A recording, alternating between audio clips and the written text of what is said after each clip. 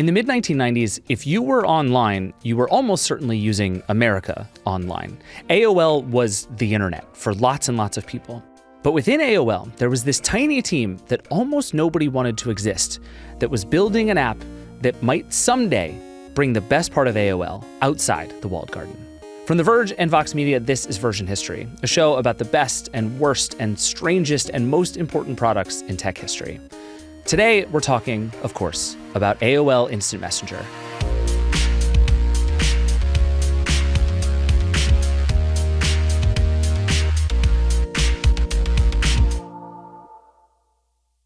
All right, we're back.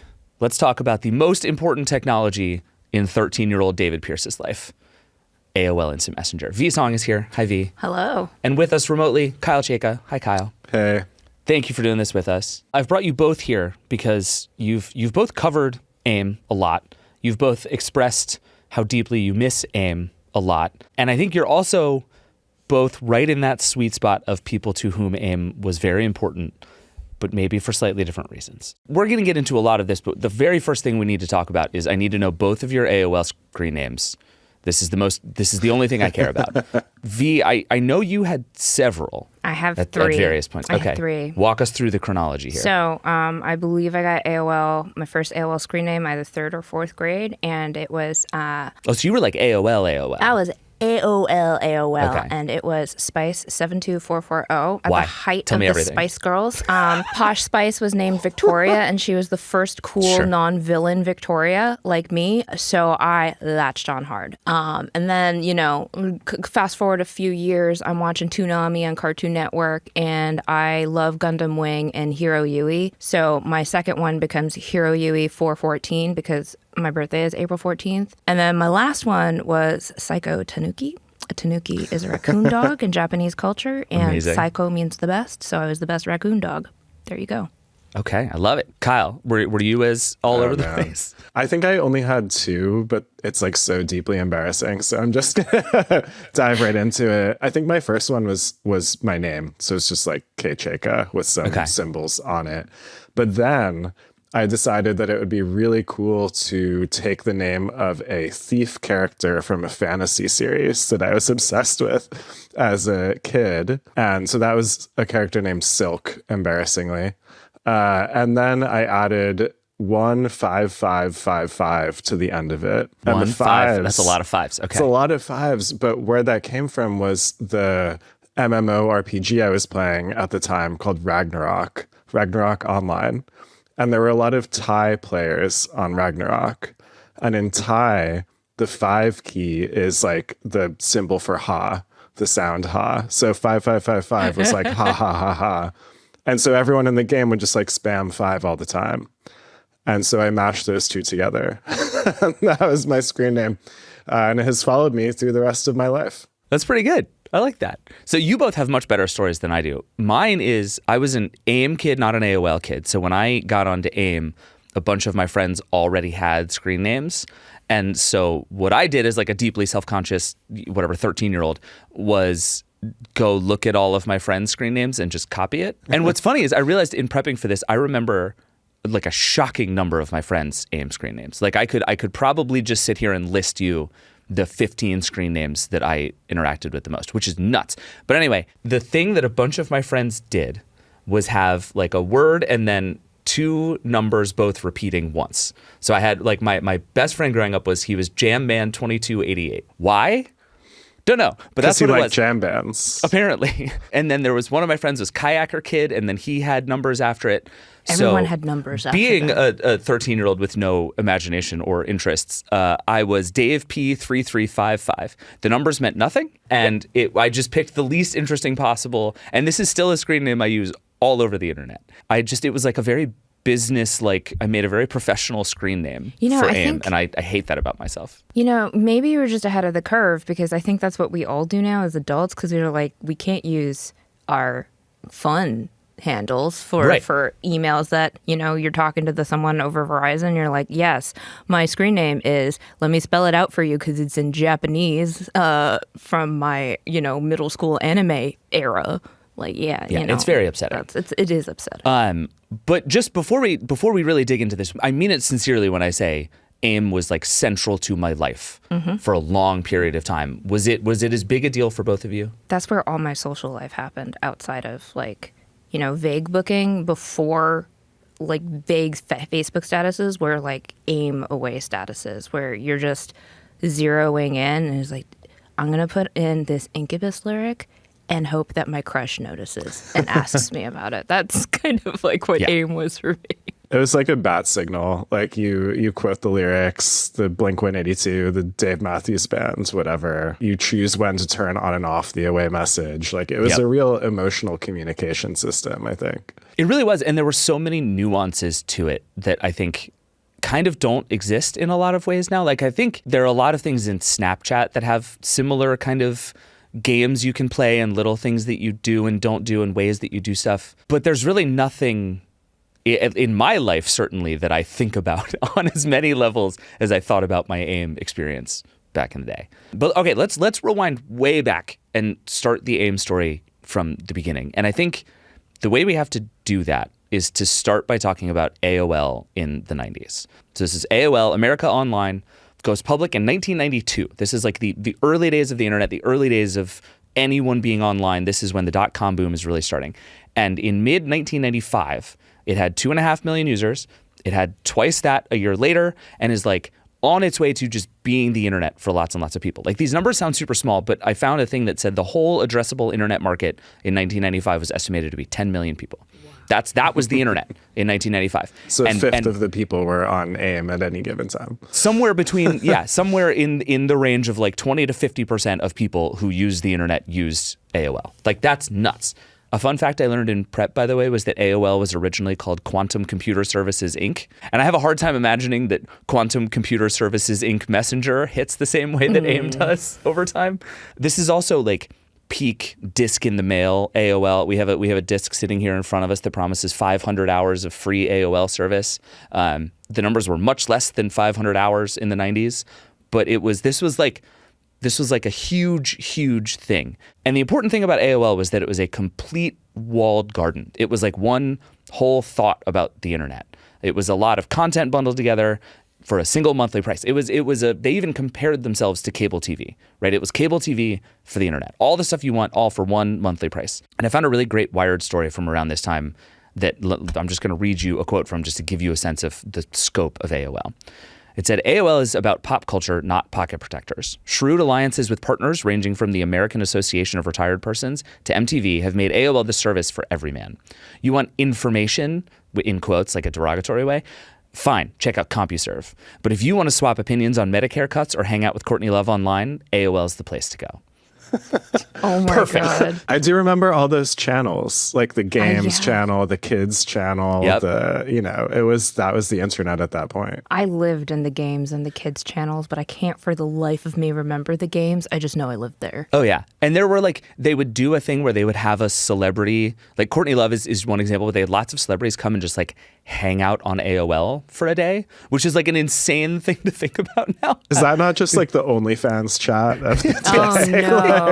Yeah, it's like, oh, what if they were like, oh, Olivia Rodrigo is going to be on Twitter today? You'd be like, what on earth are you talking about? But this is what it was. And at the time, the competition was who else can build these big bundles of services, right? So Microsoft was this huge looming competitor. This is Microsoft like pre-antitrust, pre all of the stuff that was going to compete with Microsoft.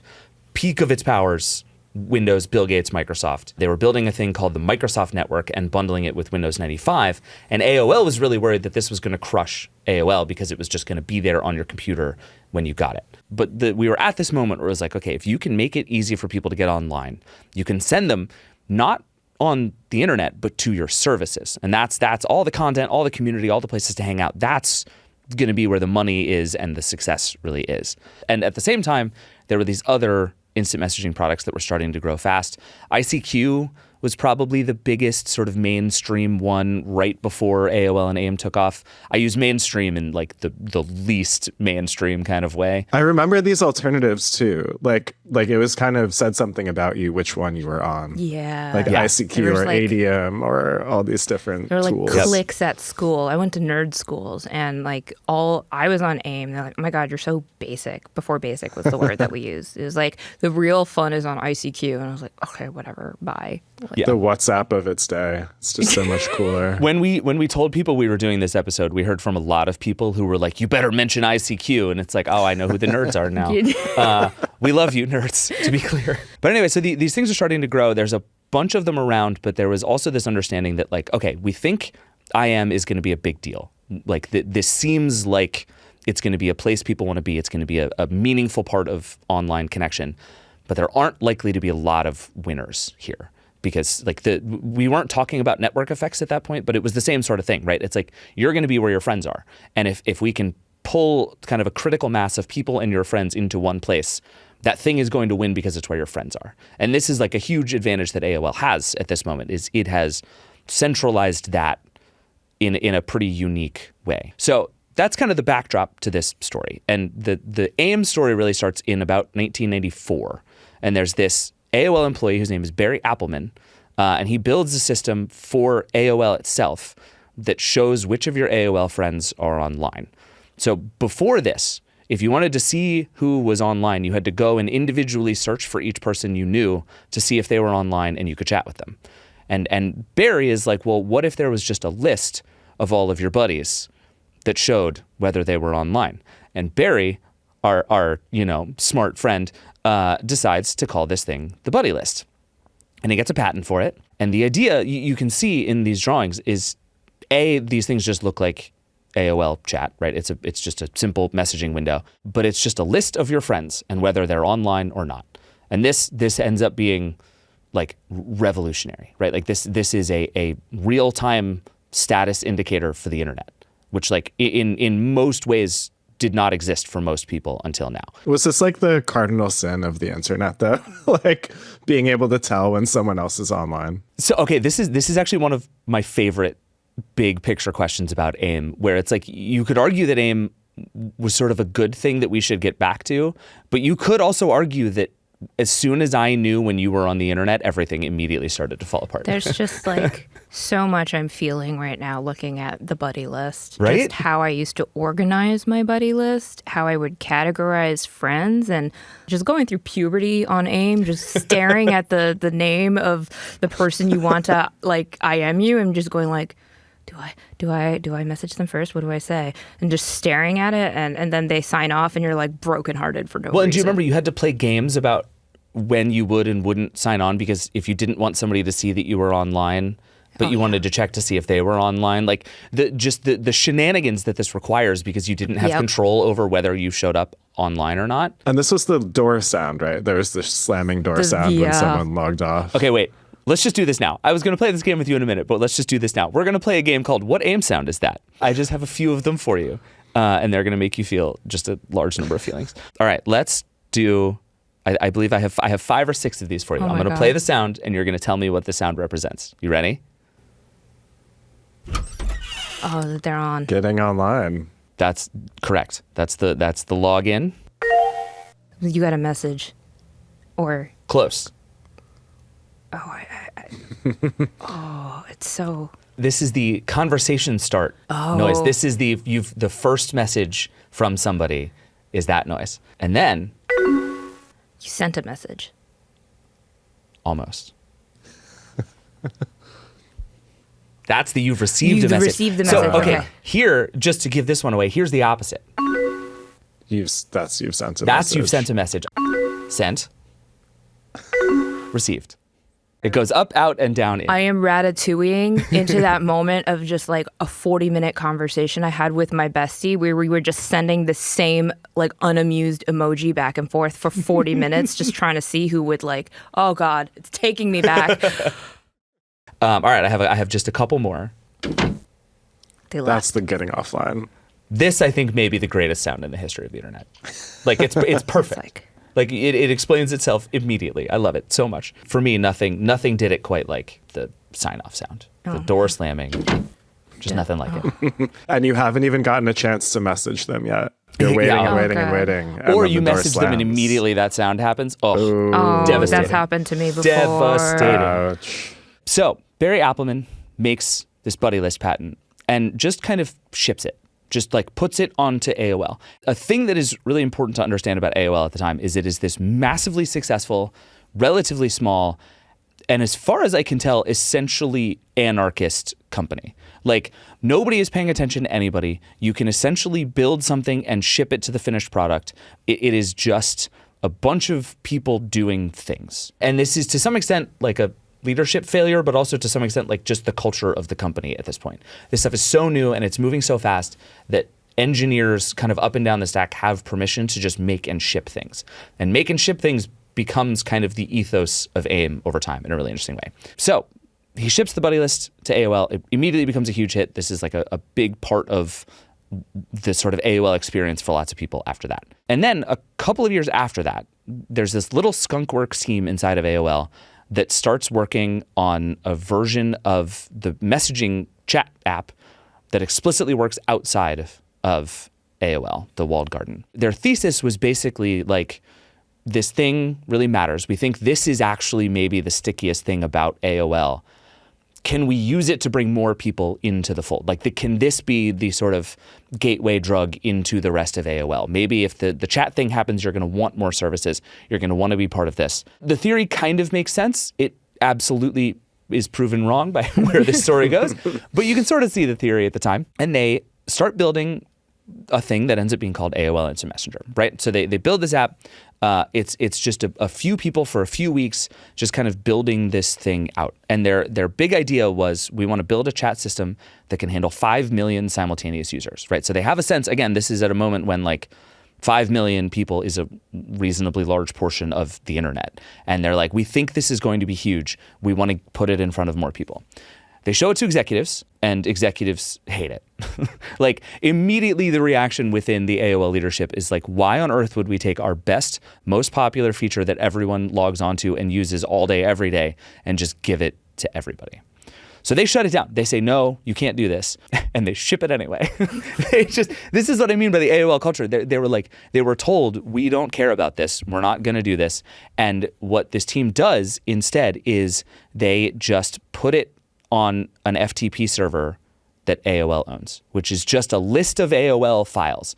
And ordinarily you could do something like that and it would probably be unnoticed except for like a very small number of people. And I think what they were probably hoping for is this thing sort of trickles out and people start to use it and we have this new messenger and it's very exciting. But AOL was AOL, and one way to track AOL at the time was to keep track of its FTP servers. Like, that was a way people kept tabs on what AOL was up to. And so there were a bunch of people watching. Like, the power users are aware of what's going on in this FTP server. And the minute it goes up, there's not even a download page on AOL's website for AOL Instant Messenger. It's just a file on a server.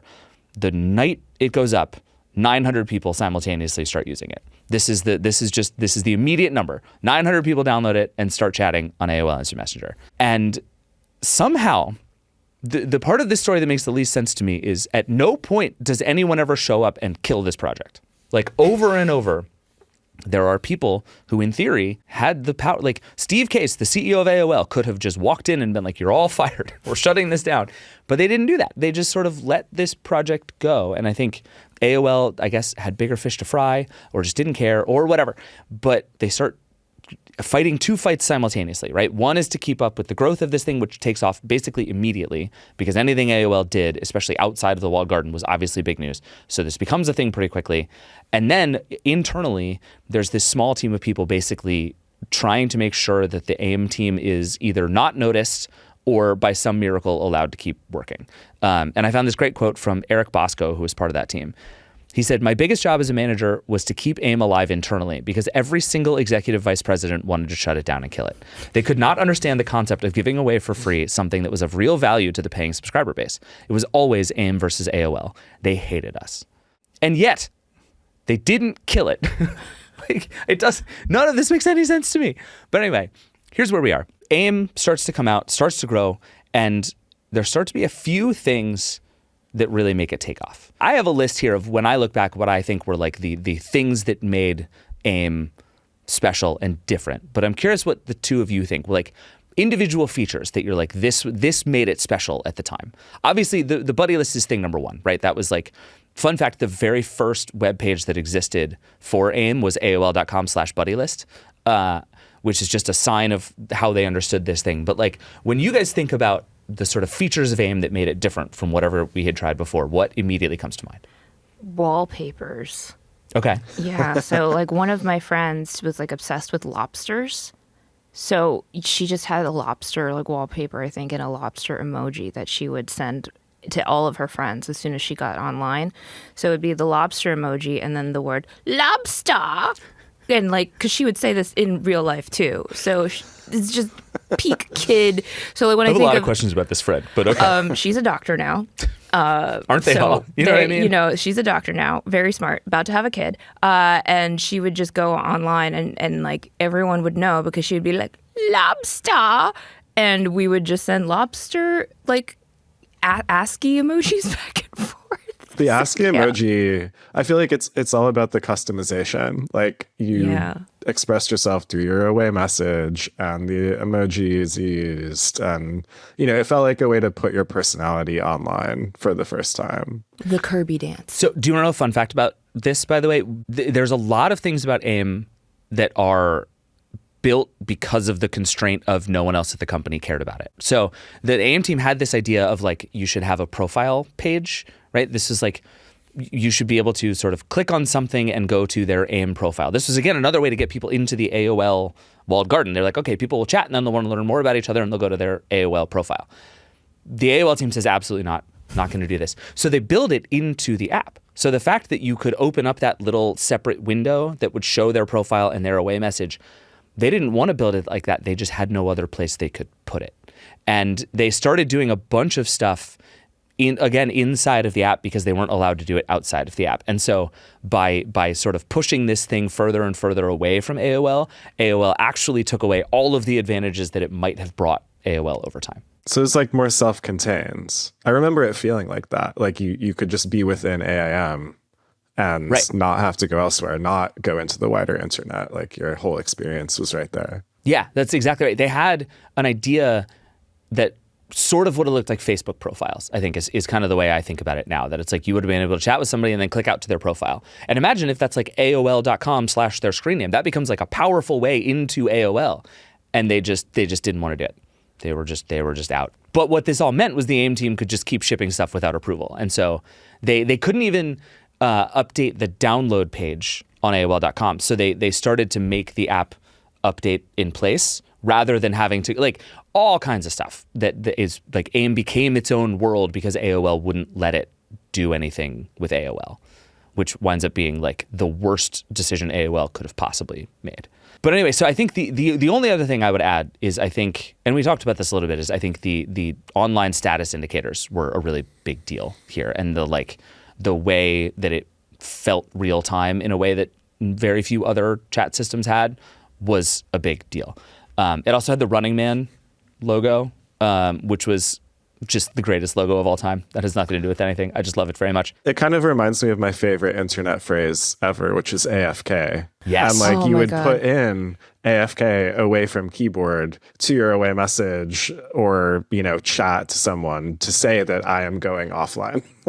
I am away from the internet because I have to, I don't know, do my homework or talk to my parents. Because the internet was like a thing in the middle of the house that you had to go to, right? This is the thing people forget is like the internet was a place in your home that you had to go and sit down and take away from somebody else. And like I wanted to be on AIM, but my sister had to do homework and my dad had to do work, so I couldn't be online anymore. So you have to tell your friends, don't message me or else my parents will read it. Like this is unfathomable in today's world, but this is what it was like. So we all had to learn how to deal with that. Did you ever do the I think, what was it, POS, the parent over shoulder, like my parents in the room, don't say anything crazy? Oh, no. I remember doing that. No, I didn't do that. My dad was very keen on all of us having like our separate ways into the internet. So he had his computer and sometimes I had to use his computer. And at that point I was like, on dad's computer. But like once I got my own laptop, that ruined everything for my mental health. Yeah, that's fair. In perpetuity. So the thing that was most surprising to me about this moment in AIM is the first group of people it took off with was companies. It became this huge business hit because all of these businesses were starting to come online and email worked but was too slow, and they suddenly built this tool that would let me talk to people on the internet in something like real time. So it became a huge hit inside of companies and immediately starts this whole like cultural kerfuffle. And Kyle, this is kind of what you were talking about earlier. There are all these stories from like the 90s, like when this is first starting to come out, where it's like, maybe it's a bad thing that we all know when everyone else is online and we can all chat to each other in real time, and we're developing expectations that the other person will get back to me just as fast. And like, again, this is stuff we're reckoning with now, 30 years later. Slack is the same thing. Exactly. So are you telling me that because of AIM, I now have Slack? Yes. In a Cool. super real way. Cool. Yeah. Very, God damn it. Like using emoji to signal your status is what, Oh, 20 yeah. plus years old now? Like, Yeah. Or no, Yeah. 30 almost, I guess. To that end, the away message was actually a corporate creation, because people started demanding a way to be like, I need to let people know that I'm not here. Like, this is driving me crazy. I technically am online, but I'm not here. How do I tell people I'm away from my computer? And they built the away message for people at work, which is like insane to, you know, teenage me who just wanted to use this to like flirt with girls. But that's what it was. So it becomes this work tool, and AOL briefly looks at this and goes, okay, there's something here. Let's try and make money off of it. And so tries to like, they partnered with Netscape to put Netscape. They built a product that was called Netscape's AOL Instant Messenger. That's great. That's catchy. Rolls Yeah. right off the tongue. Built into the Netscape Navigator browser. They had some ideas about like, okay, maybe there is a real corporate product here, but none of that stuff ever really went anywhere, because AOL's cash cow was the like culture thing, and that was all they actually cared about. So meanwhile, the AOL team, the AIM team inside of AOL, just keeps shipping and making stuff. This thing starts growing. It grows really, really fast. They start adding tons of features. It had voice chat really early on. You could send each other files really early on. It had chatbots. So this thing launches in 1997, right? And by 2001, AIM has many, many, many millions of users. I've seen numbers as high as 100 million users. I've seen numbers as high as 60 million users, like somewhere in that range. And again, this is a moment where like people are just coming online in droves, right? Like the sort of total addressable market of the internet is expanding super, super fast at this point. But AIM is just eating that market share. Like people were coming online in many ways to use AIM to talk to their friends. Like it becomes the gateway to the internet for a lot of people in a really real way. And as it does, competition starts to show up super fast. Yahoo launches Yahoo Messenger. Microsoft launches a messenger that, you know, probably some people used by accident. I'm kidding. MSN was huge at the time. We were all using it. It was the like formative experience for people. And then AIM starts to die because AOL turns around and finally decides to kill it. And we're going to get to what happened. But first, let's take a quick break. We'll be right back. All right, we're back. I have terrible news for both of you. AOL is about to try and kill AIM. So, 2001, peak of AIM's powers. We're all using AIM. AIM is very important. Kyle is just sitting at his family's computer, just aiming away all day, every day. This is what I assume. Absolutely. Okay. Who is your number one AIM friend? Let's call them out right now. Who did you talk to the most? Oh, man. A friend of mine named Parker, who was like equally as online as I was at that time, which was like not a cool time to be super online. But she would like build websites and stuff. And so we chatted a lot. All right. Very Shouts cool. to Parker. Love this. All right. So again, 2001, AIM is huge. 2002, AOL starts laying off the AIM team. There was a brief period where this thing was so big that AOL is like, okay, we're going to do ads on this thing because that's a business we can do, right? There was one moment where it's like, we can take our sort of core competency, which is advertising on the internet, and pull it into AIM. They tried to do it. It just didn't work. And for a bunch of reasons, right? Like people have tried to do ads in chat many times since, and it turns out it's just a kind of gross experience. People don't like it. Advertisers don't like it because it's like, imagine what we're talking about in AIM and you're just going to put like your pizza ads next to it. Like people just don't want that. So this thing starts to go away. The corporate version of it that AOL builds doesn't really go anywhere because AIM exists and people are happy to use AIM as it exists. A fun fact I learned again about the constraints breeding interesting things. Do you remember that when you would open up AIM, you had to sometimes select which port it would use to connect? No. There was like a brief, Kyle's nodding. Yeah. So AOL, there were like a lot of technical limitations to the internet at this point. And one thing that AIM built for itself was basically it would automatically hunt for a port to use in order to be able to be used. And they did this because companies didn't like all of the like time that was being wasted on AIM and all the sensitive data that was being shared in AIM. So they started trying to block AIM. But the AIM team built essentially a thing that would just hunt for an open port in your network until it found one. Oh my God. And so it made AIM essentially unblockable and unkillable inside of companies. Which Such rules. a pirate ship. That's so It really cool. was. I kind of love their vibe. That's just Yeah, it really Rebels. was. But so in 2002, the AIM team is about 100 people, which is like nothing. The company this always reminds me of is WhatsApp, which is like WhatsApp took over the world with like 40 engineers. AIM did essentially the same thing with about 100 people. But then in 2002, AOL starts to lay this team off kind of bit by bit, year after year. This is also the moment where like a new generation of stuff starts to come up. Kyle, you've kind of written about this transition in your own life. So I'm curious how you think about what was happening right around that time, because this is like the beginning of social networking. It's the beginning of text messaging. Like all this stuff that would be the new way we communicate was like just starting to happen as AOL is just starting to kill AIM. Totally. It's like AIM created. I have to like take a break for a second because I always grew up saying AIM. Like Oh, it was interesting. never Wow. AIM. and I that do was- think both are correct. I have Yeah, heard yeah. people say AIM and I have no problem with It it. was like a tomato, Yeah. soda pop thing, AIM versus AIM. So I just naturally say AIM. I'll allow But it. anyway, AIM like evolved this whole culture of like real-time messaging and statuses and ASCII emojis and stuff. And then I feel like that just bled everywhere else, particularly among teenagers, like as we got phones that could do SMS text messages, and we got onto places like MySpace where you could also sort your friends and express yourself in a much more multimedia way. But I think like it lost that kind of intimacy. Like AIM was about just connecting to those few handfuls of people who are right around you. And that like scaled up so much that all of a sudden we were exposed to the wider internet and could like, I don't know, reach a lot more strangers a lot more directly. Yeah. It does seem like I was trying to remember this, and I think my friend group went pretty straight from AIM to texting, and then it wasn't really until like Facebook messaging became a big thing that we switched. Like I think a lot of people in this era sort of switched to GChat, and like we used Yeah, GChat GChat. some. Yeah. But the thing on GChat was like if you had my email address, you could message me, and we didn't have the sort of two-way buddy list authentication thing that it was like that was like a feature of AIM that was weird for a long time. You could message anybody, but then they started to have more restrictions on it.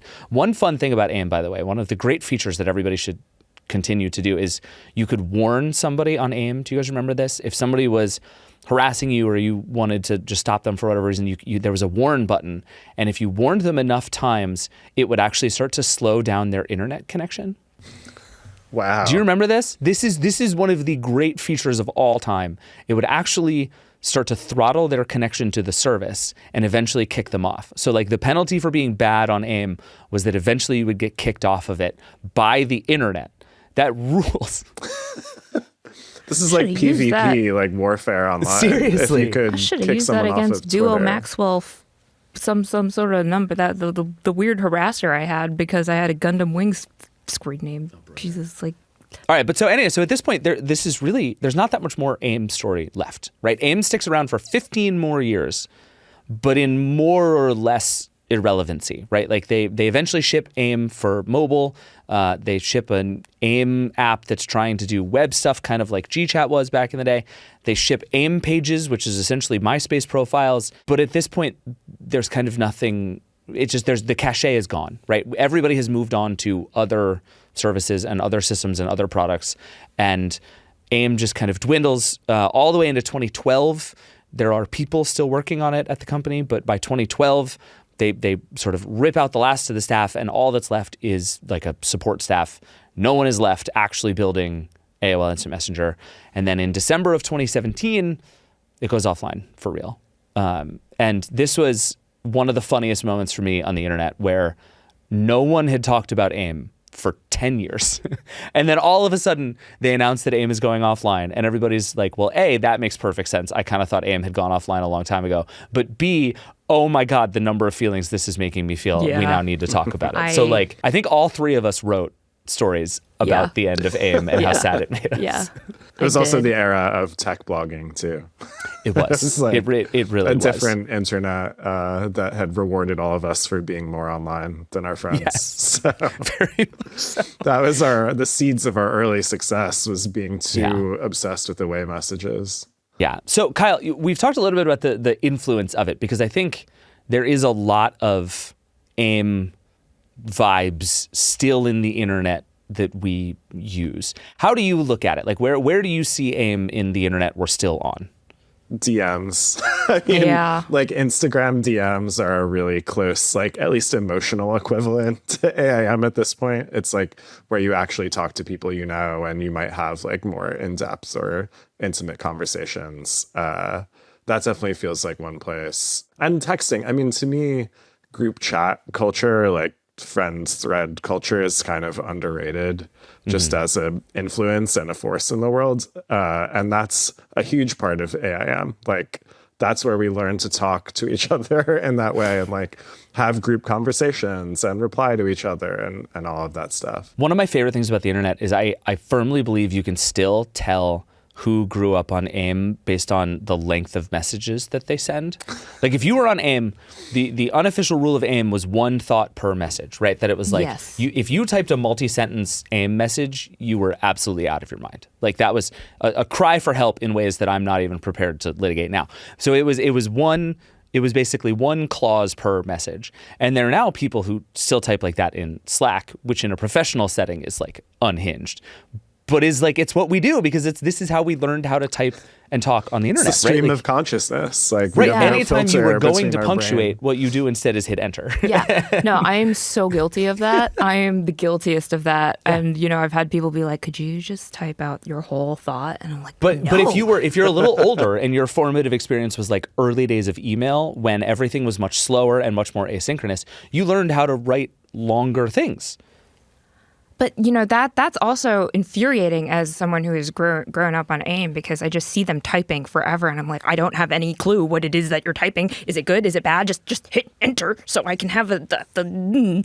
So, yeah, yeah. So one fun thing that I found about AIM and its legacy is I was trying to figure out like how much of the sort of next generation of services came directly from people's experience on AIM, and the answer turns out to be tons of it. Like here's Jack Dorsey on Joe Rogan's podcast talking about the inspirations for Twitter. We got more of our roots from AOL Instant Messenger and ICQ. ICQ. Because it was, you know, you remember the status message where you said like, I'm in a meeting, or I'm listening to this music, or I'm watching a movie right now. Yeah. That was the inspiration. Oh. And what we took from that was being able to, like, if you could do that from anywhere, not bound to a desk, but you could do that from anywhere, and you could do it from your phone, and you could just be roaming around and say, you know, I'm at Joe Rogan's studio right now. That is cool. I don't need my computer. I'm not bound to this and chained to this desk. I can do it from anywhere. I think Jack Dorsey may have fundamentally underestimated how big a change that would turn out to be. The other thing he said, and this is to your point, Kyle, earlier, is that they wanted to do it in public, right? Like not only can you do it from anywhere, but everyone can see your away message. And he was like, this will be a good thing. Deeply debatable. There was also Mark Zuckerberg in 2017. Here's a post he wrote. He said, my friends and I spent a lot of time curating our online identities. We spent hours finding quotes for our AIM profiles that expressed how we felt, and we picked just the right font and color for our messages to signal what we wanted about ourselves. I built a tool that let me send messages with the letters fading between any colors I wanted. It was simple, but it was fun to build, and it made my messages look different. He talked a lot about how inspirational he found AIM, but then again said the same thing about like, I wanted this to be more customizable and more public in front of other people. And that, I don't think anybody understood how big a shift that thing was going to be at the time. I mean, the Facebook status was another great container of emotional expressiveness. Oh, Like God. that kind of took up where the away Also- message left off. And then like when they resurfaced the memories, and there was like obviously that shift from like your name is and then the status. Yes. And then now you look back on that on the time machine stuff, and you're like, this makes no sense grammatically based on like what statuses are now. Yes. All right. So we need to take a break, and Kyle, you need to go. But I just have one more question for you before we let you get out of here. Do you think we miss AIM, or do we miss like that era of simpler times on the internet. The nostalgia for our teenage years. To some extent, those two things are kind of inextricable, right? But like when we look back at AIM, is it AIM or is it like what it was like to be that age at that time on the internet? No, I have a newfound respect for just AIM itself. like this kind of limited one-to-one communication mechanism. I think people are still trying to reinvent that over and over and over again, including Jack Dorsey. And we're trying to like rebuild that culture of just talking to our friends online. And we go through like cycles of we want to talk to tons of people, we want to talk to very few people, and back and forth. So yeah, I kind of feel like if you could do it again now, it would still be really popular and cool if you could get that uptake and expressiveness into it. Fia, what do you think? Yeah, I think the whole everywhere all the time, like the slackness of it really gives me anxiety, but I miss AIM because it was a time and a place after school. It was like 3 to 5 p.m. really, you know, like that was a time and a place. It was people, there was like a specific culture to it. There was deciphering away messages. There was a feeling to it that didn't feel corporate. So maybe a little bit of nostalgia for that time in my life, but that was an awkward ass anxiety-ridden time of my life too. I just think AIM made it more less lonely and more fun. And I miss my friends in the Philippines whose names I don't remember because it's been 20 years. That was a good time. Yeah. Yeah. I agree. And there are a bunch of little things, I think, Kyle, like you're saying about AIM in particular, that it just got right. Like, why in God's name do we not have away messages in every messaging app that exists, right? Like, even Apple has sort of added the thing you can see at the bottom where it's like, so-and-so has notifications silenced. Yeah. And it's like, that's a step towards the right thing, but like, Customize it. Yeah, like we need should our- have that kind of control. I should be able to tell you why I don't want your messages right now. I should be able to put hands down by Dashboard Confessional in that message.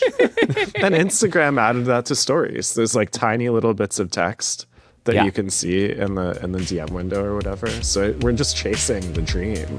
All right, Kyle, thank you for joining us. Yeah, this is so fun. Memory lane. We're going to take a break, and then we're going to come back. We're going to do the version history questions. We'll be right back. All right, we're back.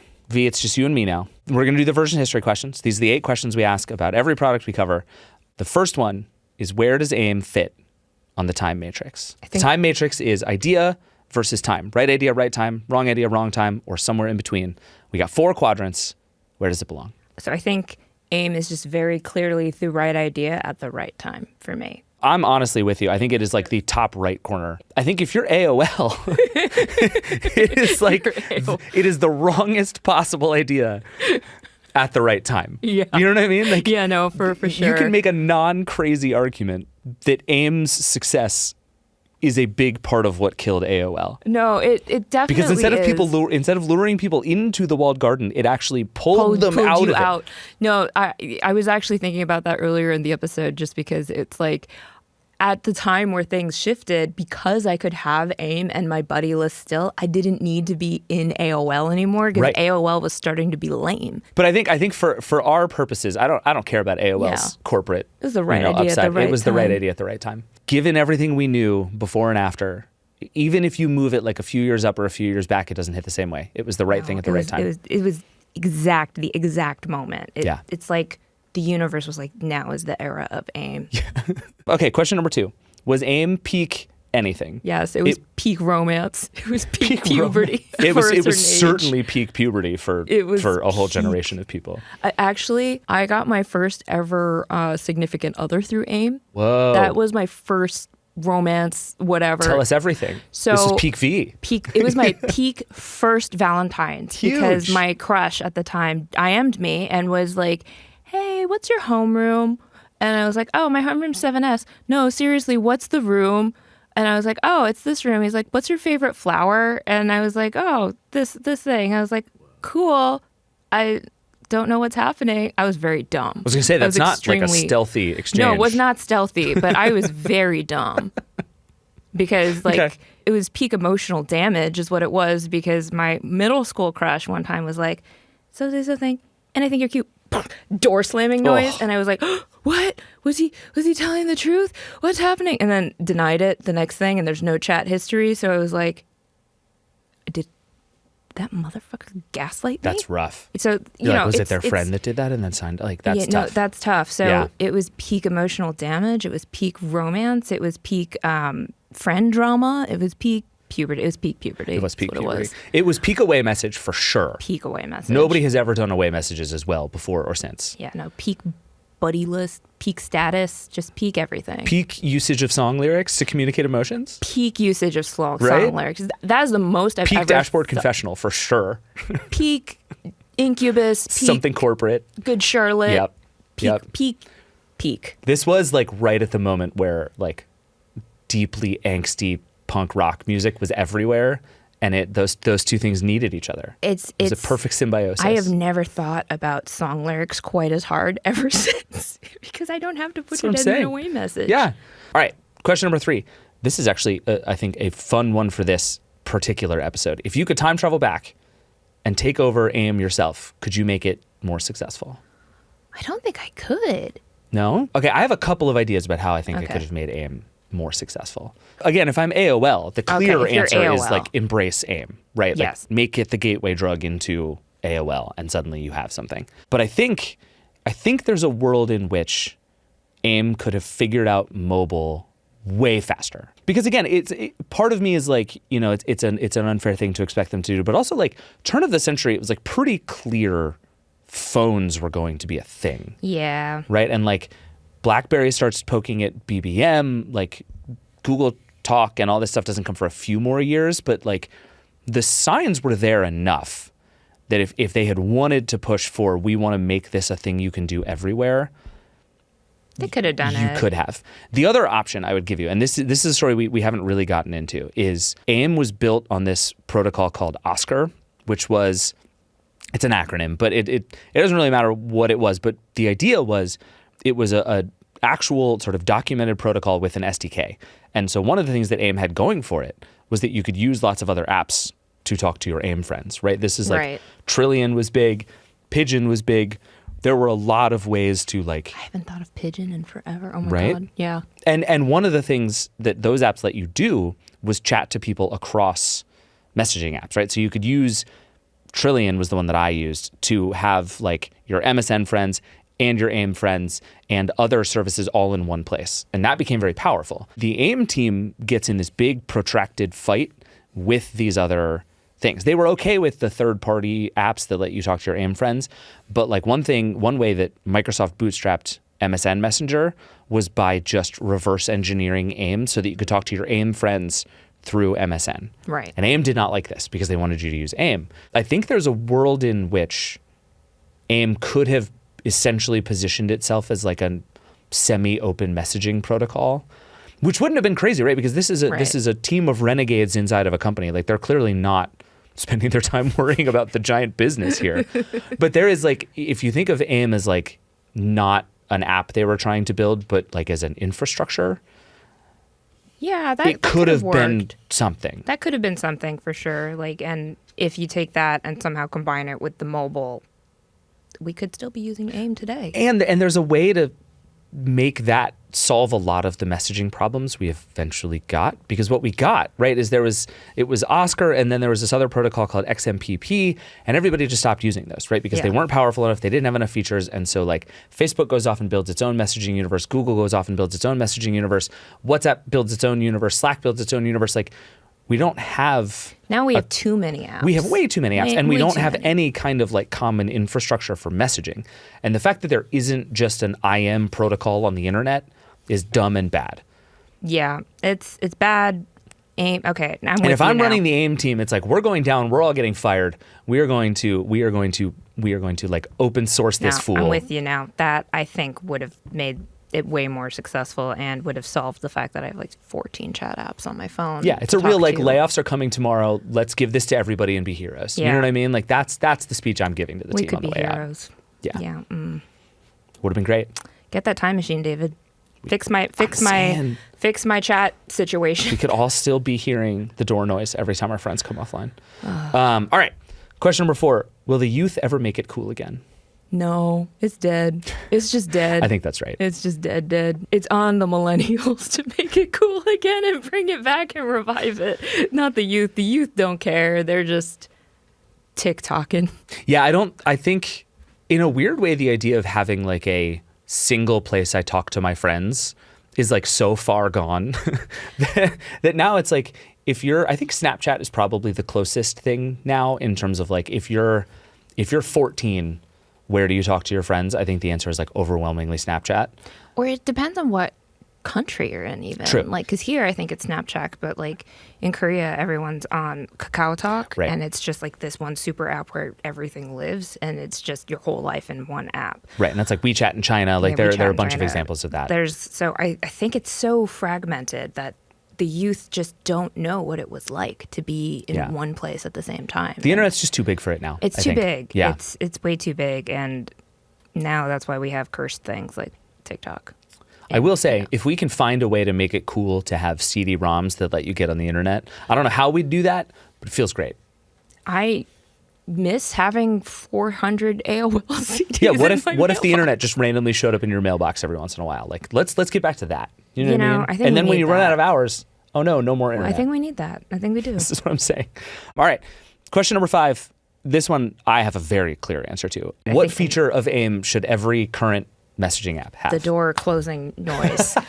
It's actually a good idea. I think we need to traumatize a whole new generation of them talking to their crush, them saying something, and then or you messaging them, and then the door noise, so that you can just like see that, and then go turn around in your in your head, and just sadness. I think every teenager needs to go through that. It'll build character. I agree with that. You message your friend and they immediately go offline. Immediately Everyone go should know offline. how horrible that feels. Yeah. Because now the thing is like you send a text message and you get the red message and you don't get a reply back. That's the equivalent. It's not nearly as dramatic as the door closing in your face. No. Okay, but to that point, actually, there are two that I would do. One is the away message. Like I sincerely believe everything needs an away message that is just, it just pops up and is like, I'm not here. But the other thing, and this is kind of a spin on what you were just saying, is I think you need to be able to go offline in such a way that makes messages undeliverable. Like Yes. I should make it so not that I get a bunch of texts from you when I come back, but that you can't message me because I'm not here. Right? There is this thing, like even now, like if you sign off of Slack, I Yeah. can still Slack you. Yes. You won't see it, you won't get notifications, but the messages will be there waiting for you. David, when as, you come as back. we know, as the wearables reviewer, even if I sign off here, it's coming here. I mean, true. It's coming somewhere. But like, we've lost this idea to just be like, you actually can't communicate with me because I'm not here. yeah. If I turn off my phone, I'm going to get a bunch of your text messages but if I was offline on AIM, you couldn't message me. No, that Do you know how needs to great come that back. is? That Like, needs to come back. We both have to agree that we are going to talk in order for us to talk. And if I'm not here, you can't just shout things through my window. Like I'm not here. And I think we need more tools like that. I think so, Not too. just to stack stuff up for when we get back, but to say, if you want to talk to me when I get back. I'm not here. I think that would be better for everyone's mental health. So yes, I do too. Bring that back. Not just status messages, but let me sign off. Yeah, I'm not here right now. Bye-bye. Yeah. Yeah. Silencing notifications does not solve that problem. It doesn't work. Yeah. All right. Now we have 3 more questions. Mm-hmm. These are the Version History Hall of Fame criteria questions. And in order to get in, any product has to pass all 3 of these questions. Question number 1, did this product do something truly new? Yes, because before we had email, and email was slow, and email was There are a bunch of revolutionary. ICQ fans who just started screaming at you. I That's will fine. just They say. screamed at me 20, 30 years ago. They can scream at me now. I was not an ICQ girl, but everybody I knew was on AIM. So it did do something truly new in the sense. Was ICQ playing door slamming noises? No. Sure wasn't. No. Was it ruining my mental health as a teenager? No. Was it fostering romance? No. Did ICQ inspire Mark Zuckerberg to think about song lyrics that he was going to put into things? No. Did ICQ lead to the cursedness that was social media right now? No. So I think AIM did new things. So I was originally going to argue that it didn't.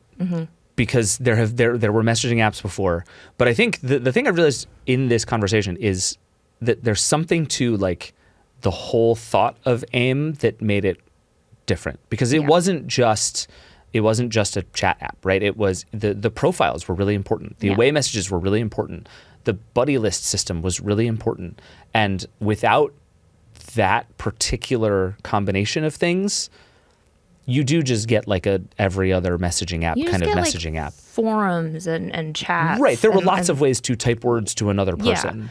Like But this- AIM was like a social experience. It was a social network in a very real way. It's the precursor to how we do social networks now. Right. Like friend lists, like arguably friend lists came from buddy lists. Oh, yeah. We just changed Absolutely. it to the word friend, and the concept of friending someone online, that's you used to just have to go to like a chat forum or a channel or whatnot. And now you have a personalized friend list that's yours. And the cultivation of that is just like a thing that you think about and creates like this cultural, social construct. So I think that, yeah, that's new, I think, for the internet at that point in time. I think you're right. Yeah. I'm good with it. Question number 2, was it either remarkably good or remarkably It was bad? remarkably good. Was it? No, but it was. Like, was it a good product or was it just exactly the thing that we needed? Do you know what I mean? It was exactly the thing that we needed, and I argue that it makes it good, because if it was remarkably bad, we would be talking about it in a different way, not Yes. with this like, whoosh, I'm back into this period of my life and I'm thinking of it through this nostalgia filter. Like I feel like you only feel that way about things that make you, I don't know, just long for a period of time. Like, I don't long for bad things in my life, you know? Like, I don't go back, yeah, remember the time where everything went to hell and I was losing weight because this dipshit stomped all over my... You like it? I don't think you like Yeah. long for those No. times, but you go and I look back and I have such an incredible love and fondness for AIM, so much so that I wrote an essay called I Miss AIM. True. So, yeah, I think it was good. Remarkably good. Yeah. I'm torn. Lobster. Like, these are fundamental things in my life. Lobster. I mean, that's fair. That is hard to argue with. Yeah, I think there's a much more complex version of this about AOL as a whole. Oh, I think you okay. could really struggle to make a case that AOL was ever remarkably good as a No. whole. No. But this thing was free.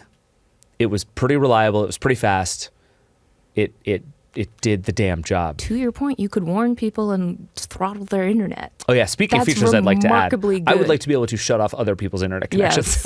Yes. Yes, please. For bad behavior, like, pfft, Yeah. you need to touch grass. We can just change it from the warn to the touch grass button. And so, yeah, Yeah. there you go. All right. Well, this is bad news because this thing is about to get into the Hall of Fame because this is the easiest one. Criteria number 3, did it have a lasting impact? Yes, it did. It did. I think did. this is the clearest one to me. I mean, obviously, we've been waxing poetic about puberty and all of these times in our lives that it like lives rent free in your head. So, of course, it had a lasting impact. It has a whole chapter in the history of instant messaging. So, Yeah. I mean, I think truly like Jack Dorsey and Mark Zuckerberg answer that question, Yeah. right? Like none of the rest of this happens the way that it did if it were not for the whole generation growing up on AIM. Like the yellow running man. it just was. All right. You talked me into it. Thank you. The Hall of Fame, I worry we're going to end up just putting all the things we liked when we were 13 into the Hall of Fame. So we're going to have to try not to do that. Is that so But bad? I liked this so much when I was 13. I loved that. This was my whole life when I was that age. You know, so many of my fundamental, like, core personality memories come from AIM. Like, it's just forever. I will forever miss it. All right. I will forever miss AIM. Well, AIM, welcome to the Version History Hall of Fame. Thank you again to V and Kyle for being here, and thank you, as always, for watching and listening. If you want to support this and all of the stuff that we're doing, the best thing you can do is subscribe to The Verge, theverge.com. It's a good website. Subscribe. You can get all of our podcasts ad-free and lots of other good stuff. Subscribe to The Verge. We're doing our best. We will be back with more Version History very soon. We'll see you next time.